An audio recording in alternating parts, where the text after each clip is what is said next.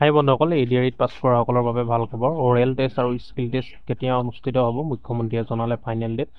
কেনেকৈ চিলেক্ট কৰিব, কিমান পৰীক্ষাৰ্থীয়ে দিব, অৰেল টেষ্ট আৰু স্কিল টেষ্ট কিমান পৰীক্ষাৰ্থীয়ে দিব।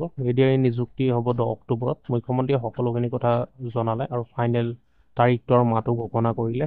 কি তাৰিখে আৰু কেতিয়া অৰেল টেষ্ট আৰু স্কিল টেষ্ট অনুষ্ঠিত হ'ব। যিহেতু গ্ৰেড 4ৰ ক্ষেত্ৰত অৰেল টেষ্ট এটা হ'ব আৰু গ্ৰেড 3 ক্ষেত্ৰত স্কিল টেষ্ট এটা অনুষ্ঠিত হ'ব। কেতিয়া অনুষ্ঠিত হ'ব মুখ্যমন্ত্ৰীয়ে সকলোখিনি কথা জনালে।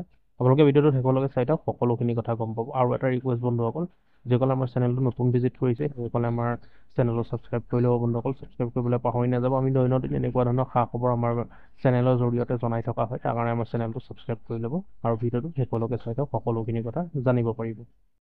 এডিআৰি পৰীক্ষাৰ প্ৰসংগতে মই উল্লেখ কৰিব খুজিছোঁ যে এডিআৰিৰ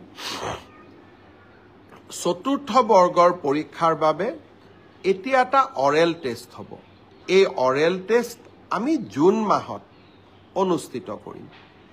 লগে লগে এডিআৰিৰ 3য় বৰ্ষৰ পাছ কৰা ছাত্ৰ ছাত্ৰীসকল বা যুৱক যুৱতীসকলৰ বাবে এটা স্কিল টেষ্ট হ'ব। সেই স্কিল টেষ্টটো আমি অহা জুন মাহত আমি আৰম্ভ কৰিম। আমাৰ লক্ষ্য হৈছে যাতে এডিআৰিৰ নিযুক্তিও আমি 10 অক্টোবৰত দিব পাৰোঁ।